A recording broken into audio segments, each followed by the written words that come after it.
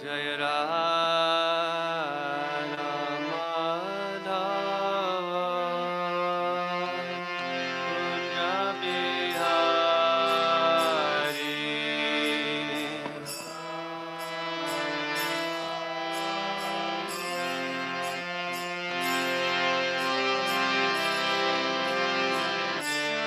Jaya Radha Madhava Kunja Bihari. It's too slow. Radha Madhava Kunja Bihari. Gopi Jana Vallabha Giridharadhari.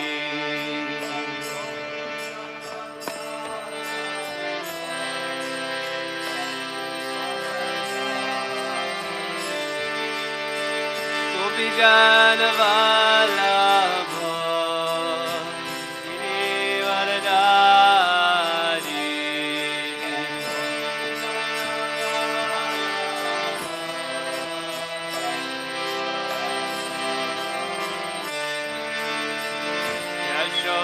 Yashodanandana Vrajana Ranjana.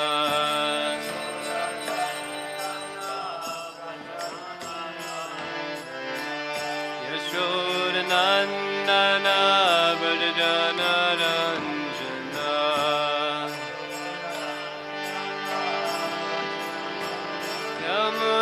Yamunatira Vanachari.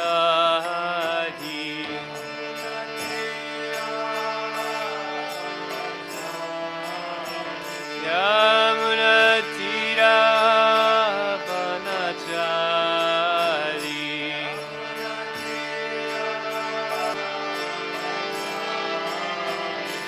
Jaya Radha Madhava Kunja Bihari.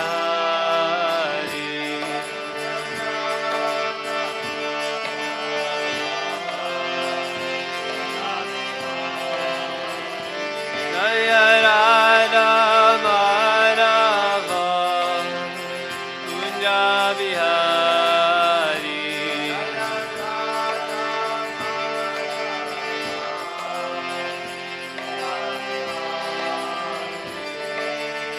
Gopi Jana Vallabha Giridharadhari.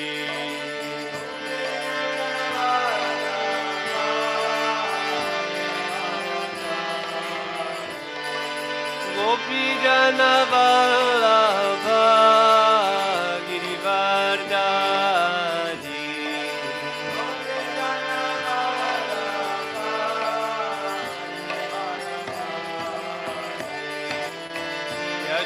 Yashodanandana Vrajana Ranjana.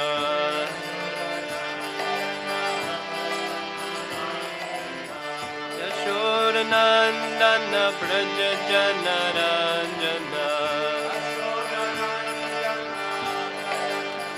Yamunatira Vanachari.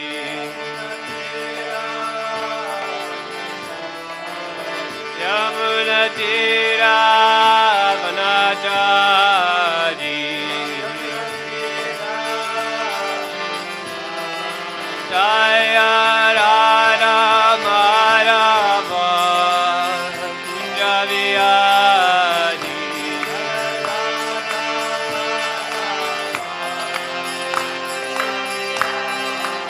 Jaya Radha Madhava Kunja Bihari.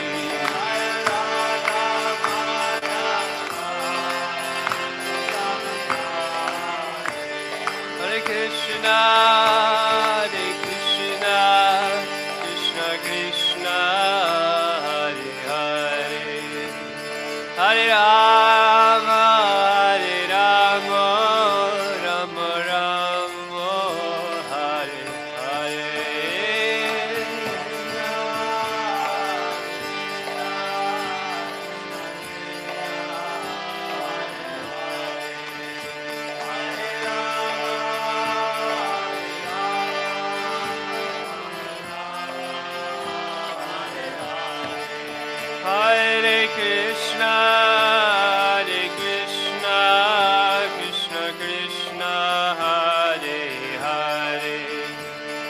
Hare Rama, Hare Rama, Rama Rama, Hare Hare. Hare Krishna, Hare Rama,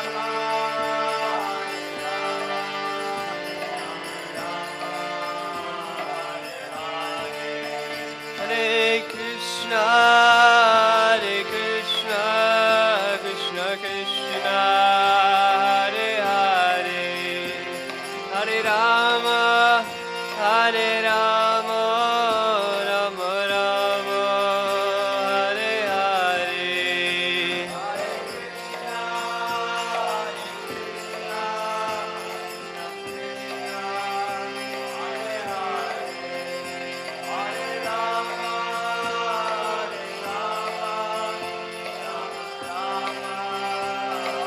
Nitai Gaura Haribo, Haribo, Haribo, Nitai Gaura Haribo.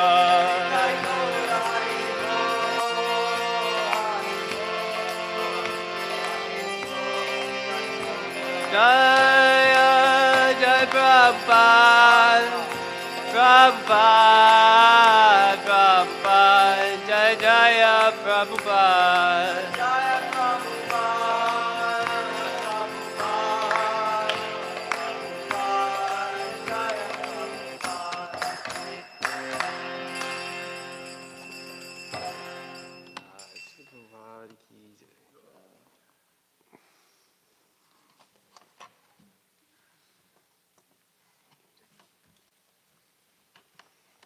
Thank you, Prabhu. That was perfect.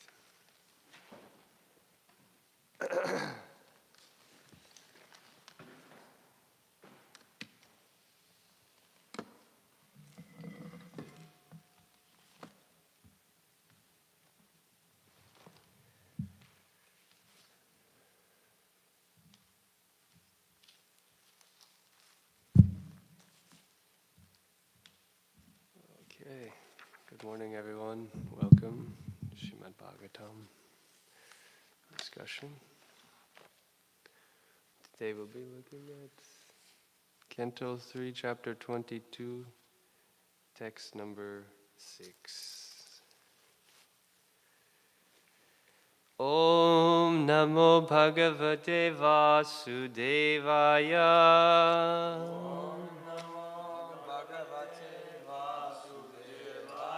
Om Namo Bhagavate Vasudevaya.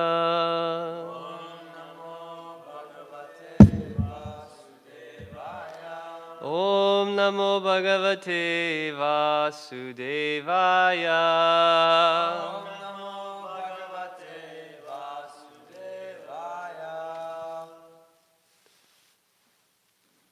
I'll chant the Sanskrit, then we'll do word for word. Dishtya me Bhagavan Drishto Durdarsho Yo Kritatmanam Dishtya Padaraja Sprishtam Shirshna Me Bhavata Shivam Dishtya me Bhagavan Drishto Durdarshoya Kritatmanam Dishtya Pararajaspishtam Shirshna me Bhavata Shivam Dishtya me Bhagavan Drishto Durdarshoyo Kritatmanam Dishtya Padarajaspristam Shishna me Bhavata Shivam.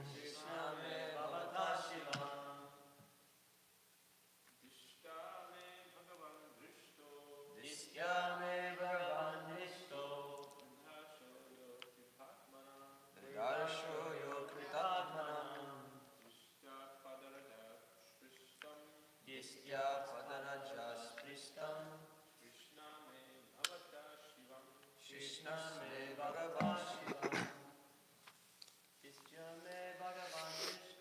Distya me Bhagavan Drishto Nirdarsho yo kritatmanam Distya padaraja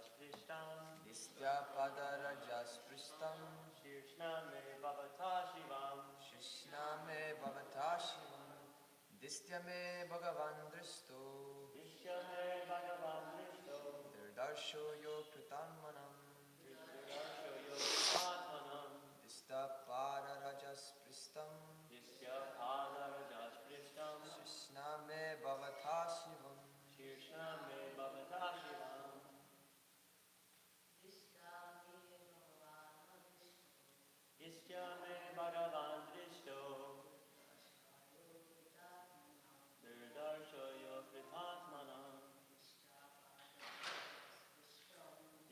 Padaraja spristam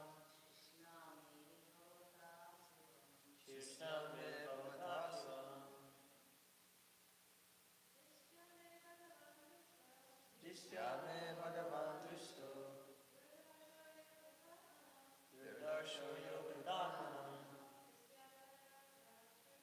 Distya padaraja spristam Krishna me Bhagavata Shivam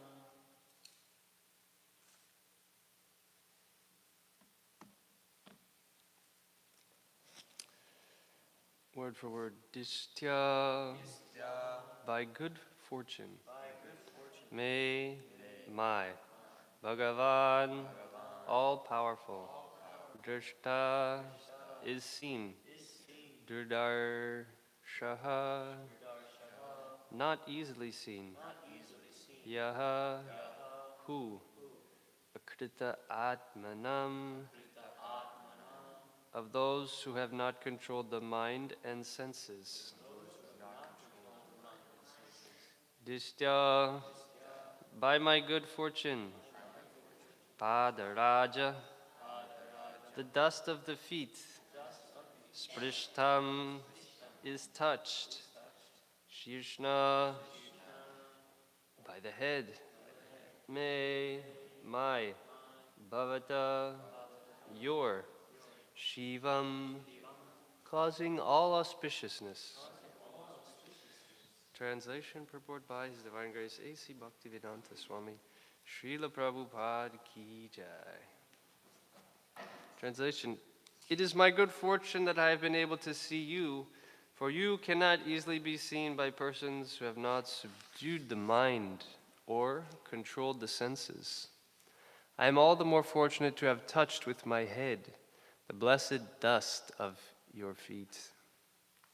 Purport: The perfection of transcendental life can be achieved simply by touching the holy dust of the lotus feet of a holy man. In the Bhāgavatam it is said, Mahat Pada Rajo Bhishekam, which means to be blessed by the holy dust of the lotus feet of a Mahat, a great devotee. As stated in Bhagavad Gita, Mahatmanas too, those who are great souls are under the spell of spiritual energy. And their symptom is that they fully engage in Krishna consciousness for the service of the Lord. Therefore they are called Mahat. Unless one is fortunate enough to have the dust of the lotus feet of a Mahatma on one's head, there's no possibility of perfection in spiritual life. The Parampara system of disciplic succession is very important as a means of spiritual success. One becomes a Mahat by the grace of his Mahat spiritual master. If one takes shelter of the lotus feet of a great soul, there's every possibility of one's also becoming a great soul.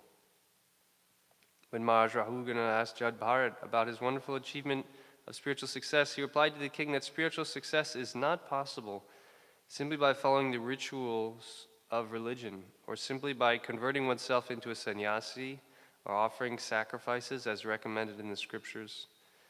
These methods are undoubtedly helpful for spiritual realization, but the real effect is brought about by the grace of a Mahatma.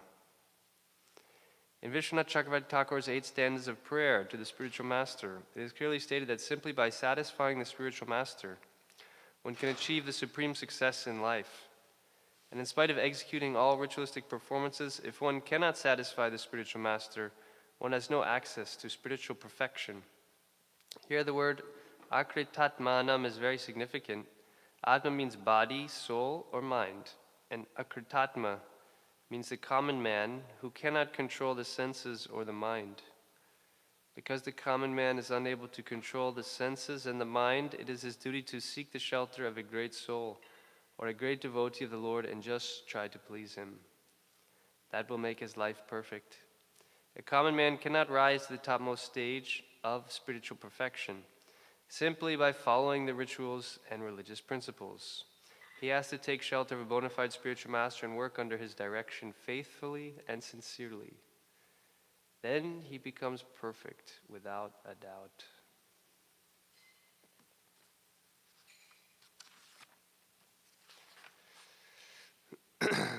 Om Jnanatimidandasya Jnananjana Shalakaya Chaksurun Militam Yena Tasmai Shri Gurave Namaha Shri Chaitanya Manobhishtam Stapitam Yena Bhutale Swayam Rupa Kadahmayam Dadhati Swapadantikam Vandeham Shri Guru Shri Udapada Kamalang Shri Gurun Vaishnavamscha Shri Rupam Sagrajatam Saganaraganatam Vitam Tam Sajivam Sadvaitam Savadhutam Parijana Sahitam Krishna Chaitanya Devam Sri Radha Krishna Padan Sahagana Lalita Shri Vishakhanvitamscha Hey Krishna Karuna Sindho Dinabhando Jagatpate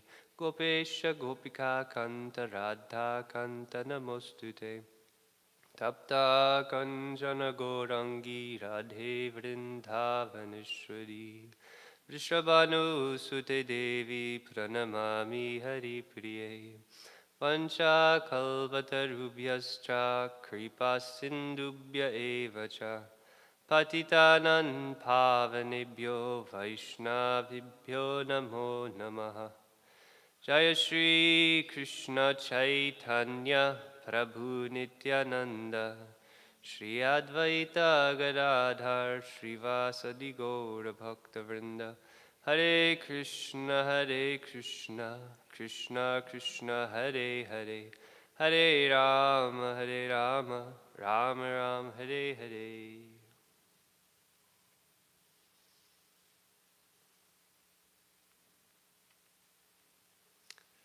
Translation. It is my good fortune that I have been able to see you, for you cannot easily be seen by persons who have not subdued the mind or controlled the senses. I am all the more fortunate to have touched with my head the blessed dust of your feet. So Hare Krishna, everyone. Another very auspicious opportunity to discuss Śrimad Bhāgavatam before Shri Radha Govinda and the assembled devotees. We'd also like to include some questions, answers, discussion. So if you have some question in mind or something pops in your mind, please take note of it. Or if there's any other questions in general, we'd love to hear from the devotees. I know we all have some. We carry some questions. We carry doubts in spiritual life, and it's good to bring them out. Here we have a very powerful section of Bhagavatam.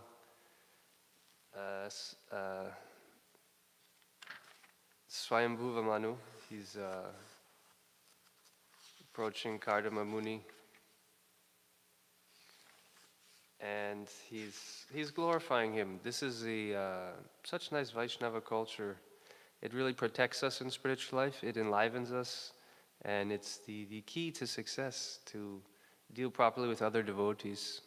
This is a subtle thing, but so powerful to have harmonious relationships. Yes, I think just yesterday, Yukukishore Prabhu was saying how when there's not When he sees devotees fighting, then there will be difficulty in their spiritual life for sure. So it's very subtle. The devotees are so dear to the Lord. When we become familiar, we create defenses. And this, without knowing, this is what creates the obstacles. Sometimes we don't know why I'm not getting taste, why I'm not feeling inspired. We have to look in the past. Generally, sometimes it's because we've not acted properly with devotees. Of course, it can also just be it's a combat with the material energy. So if we're not getting the nourishment, then also we can feel this lack of inspiration. This question was asked at 26th day of Avenue. How is it that people, they practice for some time, but then they go away?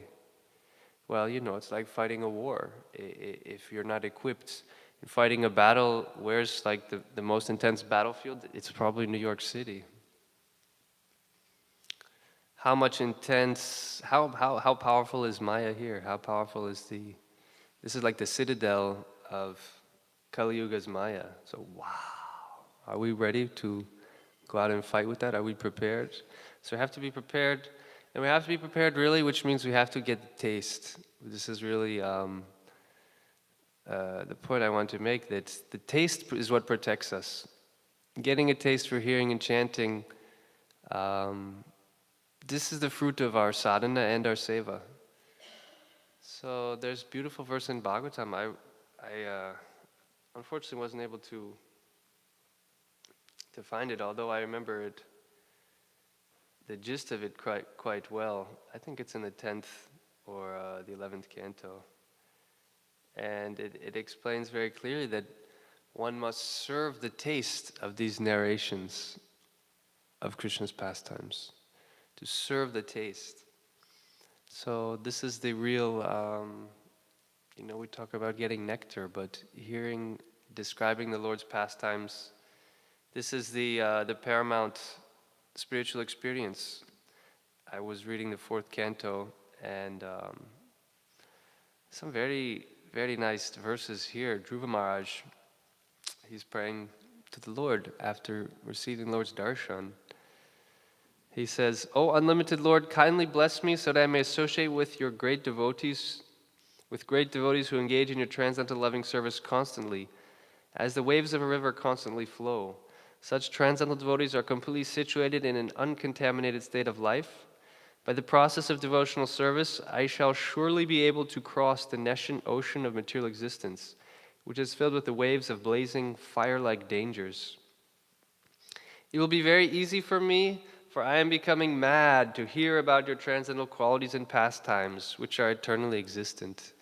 So this was the key, that to become mad to hear the pastimes, to develop a real taste, a real relish, actually to become greedy.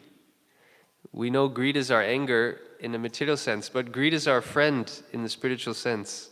The more you become spiritually greedy to hear about Krishna, to hear about his pastimes, the more actually we overcome the lower tendencies.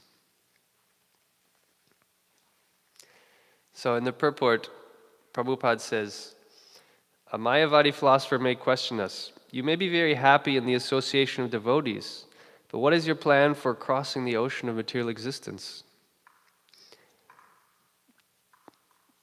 Dhruva Maharaj's answer is that it is not very difficult. He clearly says that this ocean can be crossed very easily if one simply becomes mad to hear the glories of the Lord.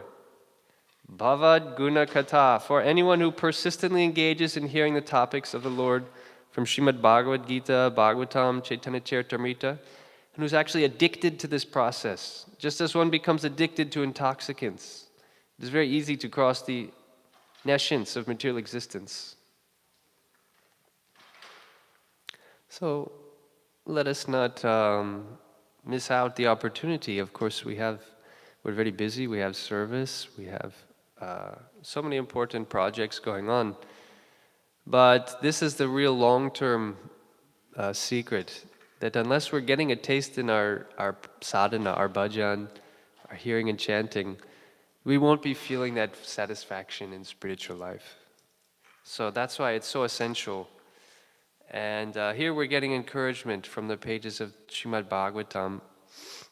Dhruva also says, "O Lord, if a person happens to associate with a devotee whose heart always hankers after lotus feet, seeking always their fragrance, he's never attached to the material body.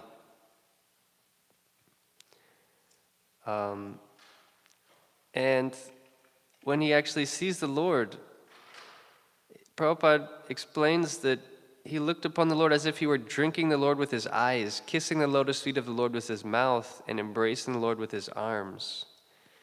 So Prabhupada writes in the purport, when Dhruva Maharaj personally saw the Supreme Personality of Godhead face to face, he was very much agitated in awe and respect, and it appeared as if he were drinking the entire body of the Lord with his eyes. The devotee's love for the Supreme Personality of Godhead is so intense that he wants to kiss the lotus feet of the Lord constantly. He wants to touch the tips of the toes of the Lord and constantly embrace his lotus feet. So just imagine this being completely overcome with this intense, overwhelming desire. He's just embracing the Lord's lotus feet. He wants to just kiss them. His spiritual emotions are awakening.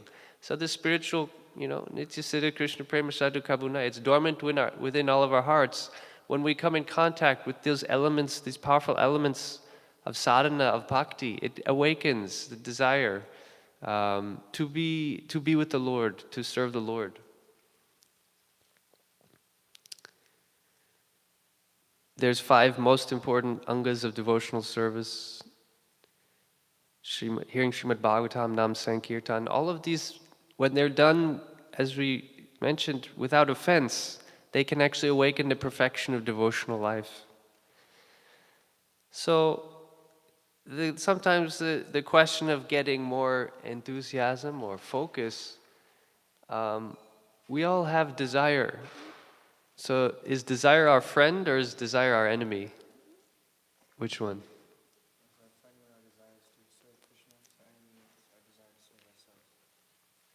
Usually we're thinking, why am I always hankering after something? I wish I could just be calm and peaceful. That's what spiritual life is, right? Just to be relieved and just be shanti, We all want peace, rest in peace, right? That's the goal of life. No, not for bhakti. There's no peace. But there's spiritual desire.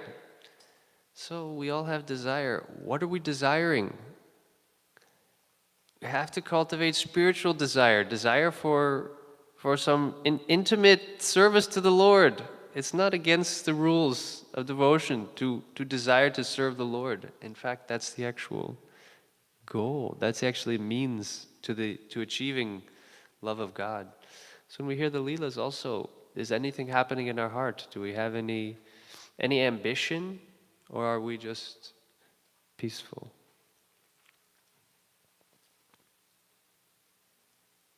Many verses of Bhagavatam describe the potency of this practice in the association of advanced devotees.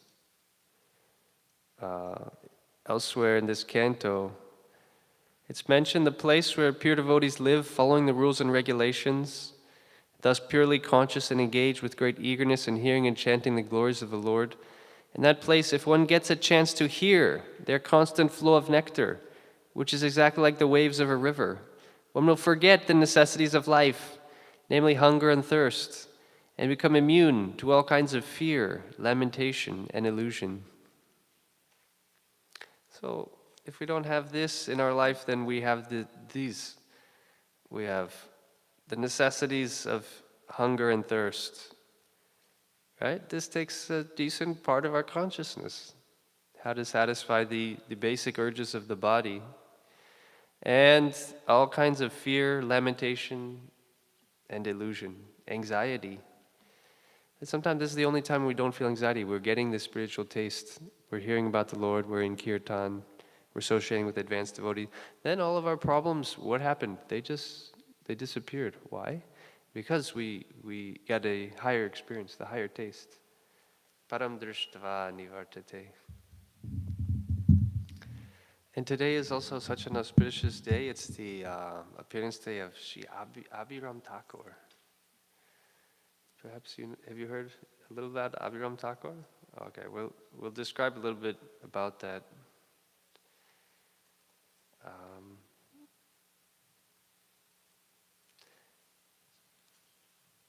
There's some very nice principles also which can help us. Because in this text itself it's mentioned that you cannot easily be seen by persons who have not subdued the mind or controlled the senses. So these practices will help one to develop the taste. If the mind is not controlled, if the senses are not controlled, then the material enemy just overpowers us and we take the lower route of sense gratification. So how is it that how we can better control the mind and senses? Well, what's very important is the intelligence. I've been reading a book by His Holiness Shivaram Swami. It's called Sankalpa Kaumudi. It explains the importance of making sankalpas in spiritual life, making a determination, how our spiritual life is about increasing levels of determination. And he also expounds upon the sankhya of the mind, the intelligence, the ego, and how they can obstruct and how they can enhance this process. So, he writes that sometimes followers think that without sadhana, or even a semblance of mind control, they can attain prema by service alone. That is wishful thinking, tantamount to expecting kripasiddhi, perfection by mercy. But that kind of mercy is not the standard, it is the exception. While perfection depends on mercy, to invoke that mercy, a serious effort is required. That is intelligence.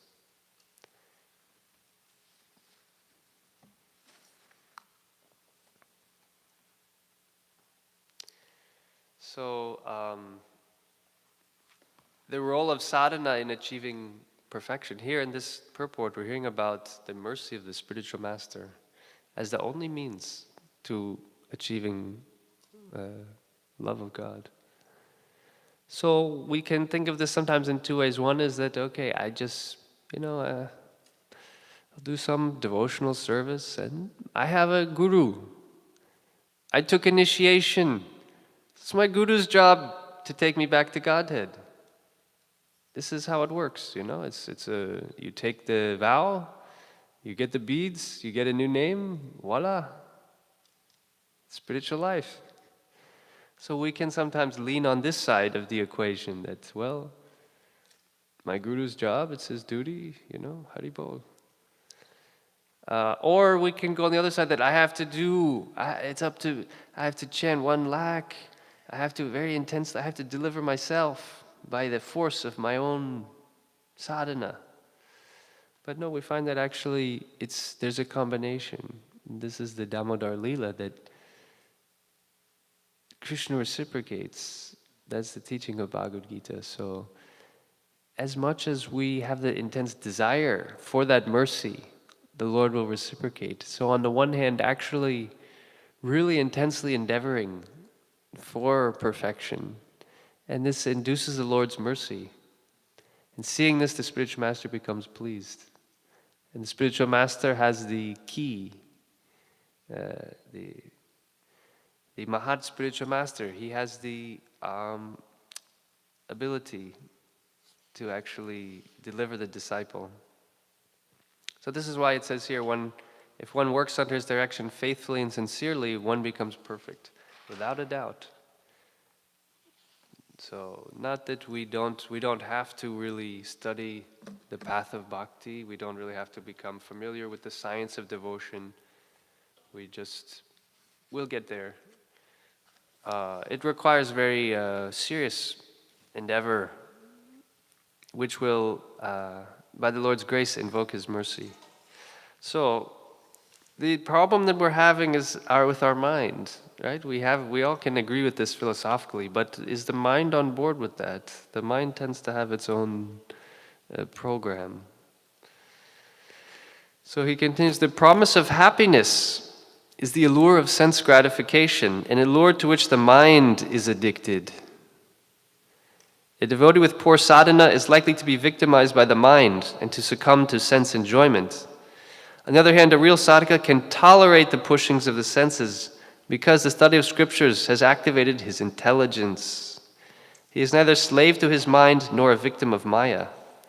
When the intelligence is strong, it recognizes that real happiness is transcendental sense happiness. And that kind of happiness arises when the senses are engaged in the service of Rishikesh, the master of the senses. With such empowerment and vision, the intelligence becomes the overseer of both the mind and senses. Thus it can readily perceive when the mind and senses are being attracted to material enjoyment. In other words, the next step in mind control is that the intelligence needs to be alert enough to detect the wanderings of the mind. Intelligence needs to be fortified with determination and faith. And it continues, it's like a thesis, a PhD thesis here. How to empower the intelligence, this becomes the means to overcome the addictions of the mind, the material addictions of the mind. And the more the mind is addicted to sense gratification, what happens? It weakens our determination. We're not able to muster up the determination that we need on a daily basis to overcome the temptations, the lower modes of nature,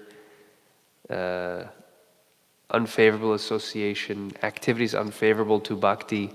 So like this bhakti is a full-time job. It's like a full awareness and caution is always should be there. We never shut off that aspect of our contemplation, and that way the intelligence is always active, and we can assess whether this is going to help push me forward, or is this an obstacle, is this a test. So this way, the spiritual life is a very active process. It's not a passive one.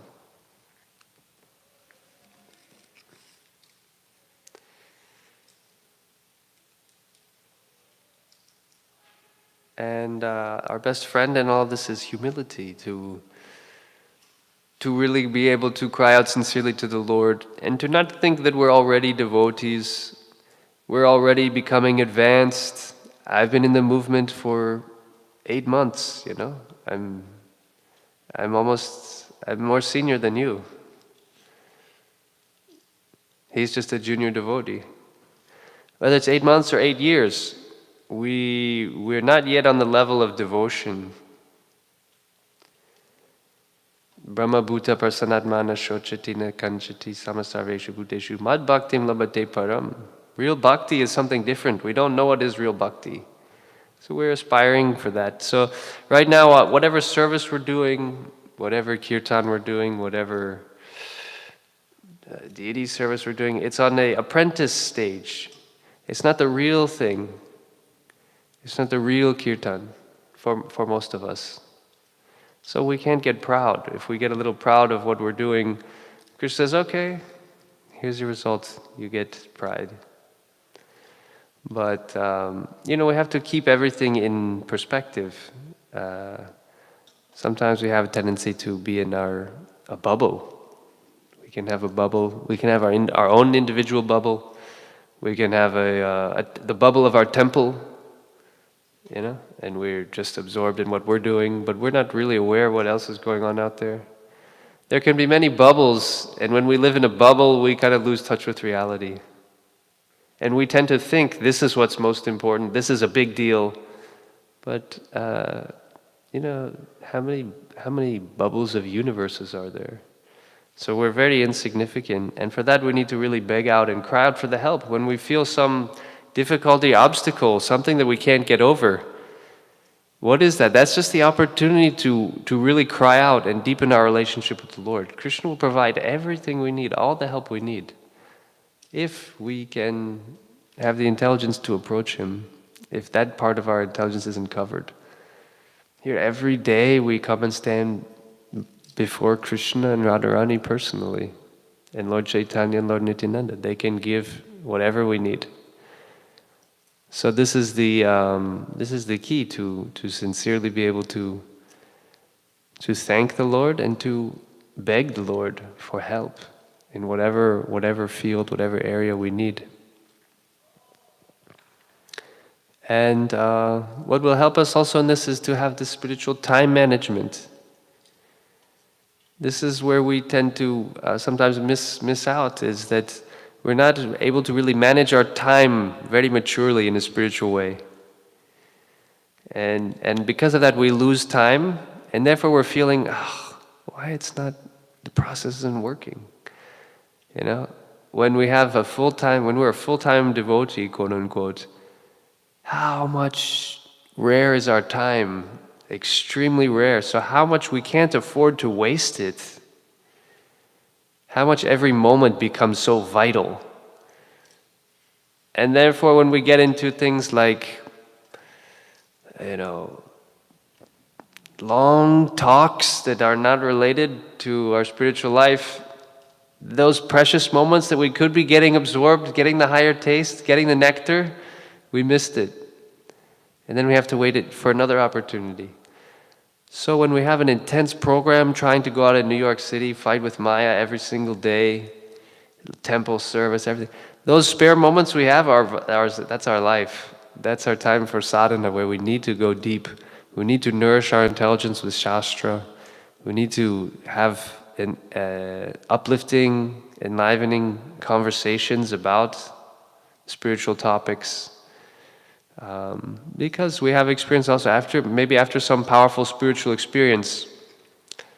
If we just go and immediately start talking whatever, some kind of not so serious discussion, which is what Maya will try to induce us to forget that. Whenever some powerful experience happens, immediately Maya is there to try to cover that. So like after a very intense thing, we have experience sometimes if you just start chanting after that, how much you're able to kind of internalize and deepen that experience. But if you also just start talking about whatever's going on in New York, immediately it's lost. All of that mercy, we forget. So there's Shrota Vyadini Rajendra Nenam Santi Sahasra Pashatam Atmatattvam Griheshu Grihamenam. There's many topics for discussion in human society in New York City. There's many topics that we can discuss. But that verse was mentioned, that the rising and setting of the sun, Ayurharati Vaipungsang, it's taking away the life, except one who used that time for hearing and chanting about Krishna. So we're hearing and being encouraged a little bit here that these topics are so powerful. It's like a flow of nectar. We need to endeavor to control our mind and senses to dive in that river of immortality, because hearing and chanting actually is what makes one immortal. There is explained no higher satisfaction for the soul, for a bhakta, hearing and chanting about the Lord. So it's also as we mentioned, the divine appearance day of Abhiram Thakur. We should discuss a little bit about his glorious life and personality. Does anyone know who Abhiram Thakur is in Krishna Lila? No. I'll share a little bit here what I've found online. But you may not be able to find the same thing. Abhiram Thakur, also known by the name Ramdas, was one of the 12 Gopals or cowherd boys of Braj. In the eternal Leela, he is Sridham, one of the key members of Krishna and Balaram's gang. So they also have gangs in the spiritual world, apparently. And Sridham is actually one of the Kaya Vyuha expansions of Balaram. Sridham, Sudham, these are direct expansions of the Lord. Now, there's also a very interesting pastime of in Gaur Lila when Sridham comes as Abhiram Thakur. And we have a brief excerpt, so let us try to hear this with full attention. A very nice pastime, which is actually linking the Krishna Lila and Gaur Lila. One day in Dwapar Yuga, Krishna, Balaram, and their cowherd friends were playing hide and seek in the woods of Vrindavan. Suddenly, Krishna remembered Nadia and wanted to go there and enjoy some pastimes there. Taking Balaram and all their friends with him, he advented in Navadvip. Somehow Sridham got left behind in Braj and remained in his hiding place in a cave. Great. When everyone was performing kirtan in Navadvip, Gauranga Mahaprabhu suddenly remembered Sridham. Horripilating in ecstatic love, he shed tears and called out, "Ah, Sridham, where shall I find you now?" And he fell unconscious. Nityananda Prabhu lifted him onto his lap and brought him back to consciousness. When asked the reason for his distress, Mahaprabhu said, "Where is Sridham? Tell me where he is. I will go immediately and bring him." Mahaprabhu further revealed to Nityananda, "He's living in Vrindavan. Go there and bring him here quickly. I am heartbroken in his absence." Pacifying Sri Gauranga, Nityananda Prabhu assured him that he would find Sridham and bring him back to Navadvip. Nitai Ram set out and eventually reached Govardhan area in Braj. Nityananda Prabhu was wearing his usual blue dhoti and Angavastra and had his hair tied in a knot on the top of his head. Arriving near Govardhan hill, Nityananda started calling out, "Sridham!" again and again. Finally, Sridham came out of the cave to see who was calling him. Seeing the strange man dressed in blue, Sridham asked, "Who are you? Why are you calling me?" Nityananda introduced himself as Balaram. Said that his name was previously Balai. However, Sridham had a doubt in his mind due to the different appearance and get-up of Nityananda. In Dwapara Yuga, people were much taller than in Kali Yuga. Sridham said, "If you are really Balai, then you should be as powerful as him. I shall clap my hands and run. If you are truly Balai, then you'll be able to catch me." Hearing this, Nitai said, "Run if you must. Let's see how far you'll be able to go." Clapping his hands, Sridham said, "Ha, Balai, you'll not be able to catch me." Sridham Gopal then tied his cloth tightly between his legs in the manner of a wrestler and began to run around Govardhan hill. After circumambulating Sri Giriraj 4 times, he looked back to see if Nityananda had caught up with him. Seeing that Nitai had kept pace, he thought, "This is indeed Balaram."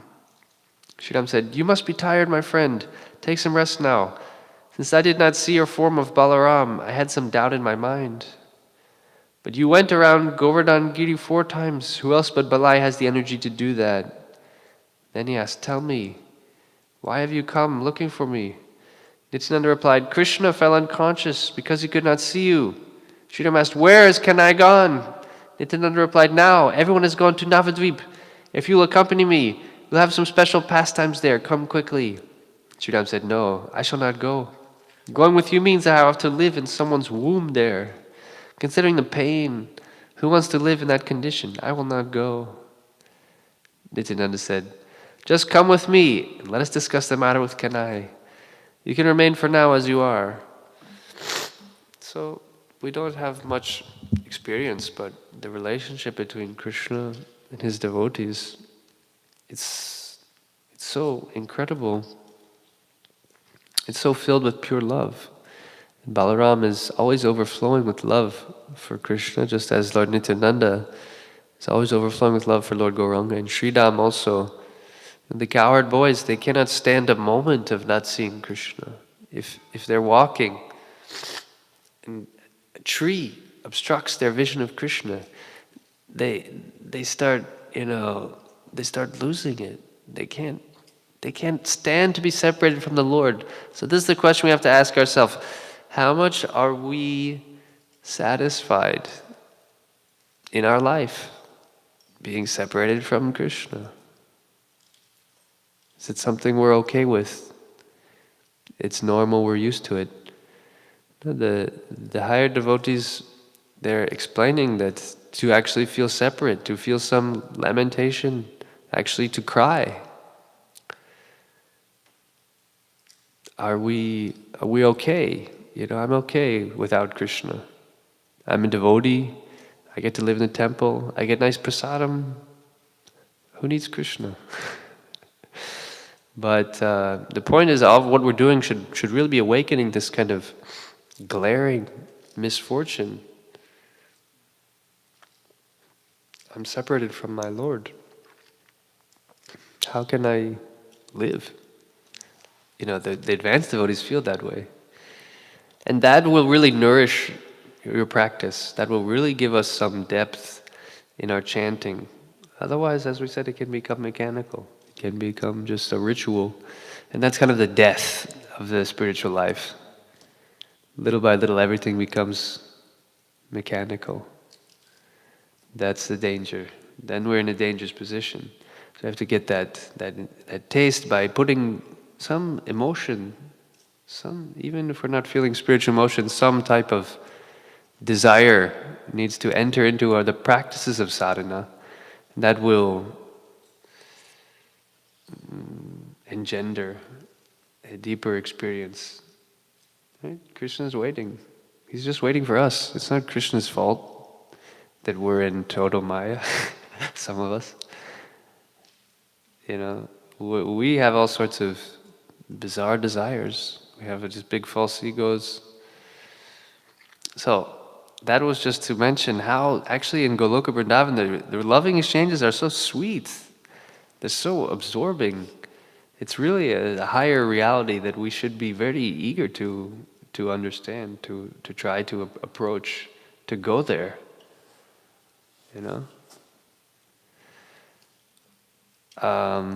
So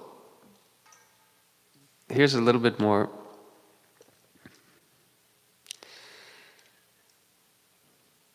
Sridham laughed and said, "All right then, carry me on your shoulders." So remember, in Kali Yuga the people are much smaller. So here you have a giant Sridham and a small little Nityananda. Sridham laughed and said, "All right then, carry me on your shoulders. All that running has made me tired." Nitai said, "If I refuse, then you will go around telling everyone that I could not carry you because of the difference of our respective sizes. You are the chief amongst the coward boys. Please consider that you should be sympathetic about the happiness and distress of others." Sridham said, "Well, you and I are just the same. You very well know that when Krishna's side loses, I sometimes carry you on my back." So when Krishna's side loses, then Sridham carries Balaram on his back. Nityananda replied, "Everyone knows that you are subjugated by Kanai's love. None of the pastimes that happen in Braj by day or by night are unknown to you. All the other coward boys always sing your praises. Come now, let us go and meet Gauranga." All the 12 Gopals, 12 intimate associates of Lord Nityananda, who are the expansions of the 12 primary coward boys, Gopas in Krishna Lila, and 64 Mahants, 64 devotees that are considered to be the most confidential associates of Mahaprabhu, know and sing your praises. Hearing these words, Sridham went and got dressed. He dressed himself in a very enchanting way. The beauty of his hair, dress, and coward's paraphernalia was extremely attractive. And this is the last one I'll read. Soon 2 of them approached Navadvip. When Shri Gauranga saw they had arrived, he embraced Sridham, started talking to him. "Where have you been? What kind of bliss were you in that I had to send Nityananda to bring you here?" And it continues. We don't have time for more, but everyone can, when they're ready to pursue that, if they're inspired to pursue the rest of this Leela, they can. And Abhiram Thakur, who's this Gaur Leela incarnation of Sridham, he's known to have a whip. Does anyone know the name of his whip? It's very auspicious to know this name. It's Jai Mangal, Jai Mangala. And how he would infuse Krishna Prema in people? By whipping them. But his whip will not give you pain. It will give you pure love of God. So these are the ecstatic associates of Mahaprabhu. They're drunk with love of Godhead. They're intoxicated madmen. Even by whipping someone, they can infuse Krishna Prema. So let us become whipped one day by that mercy of Mahaprabhu. Okay, we only have a few minutes. If anyone has any question or comment.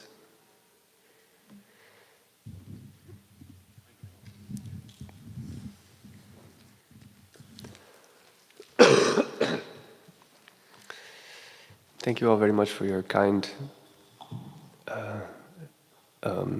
audience. Also, I myself am trying to realize these very elevated topics. Gopal Champu Prabhu.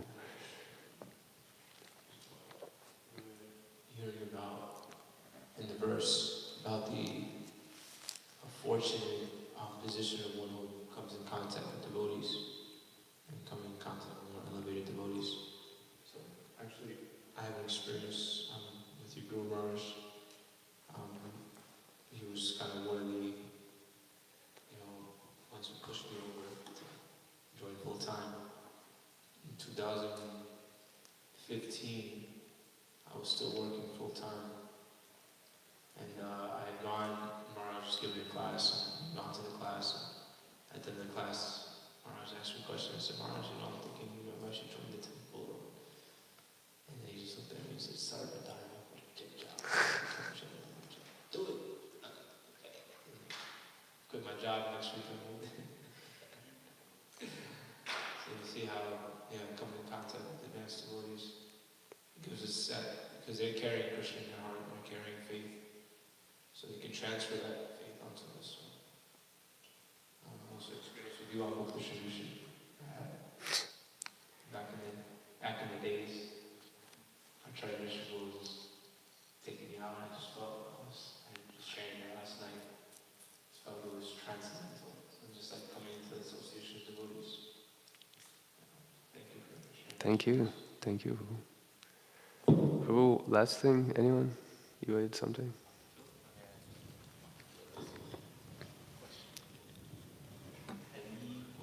So you said something about familiarity, which is interesting. I heard that phrase, familiarity breeds contempt. But I've also seen both sides of it, the negative and the positive with the two devotees from Bulgaria. I forget their names. Tulsi and Pandit. And so I've seen both where their love for each other helped them, progress through Krishna consciousness. I've also seen if you get too familiar too fast, it can also make you look at people as just, oh, this is a regular person, when it's absolutely not the case, because we're all devotees. So where's that nice balance, and how do we know when we're becoming familiar in the wrong way?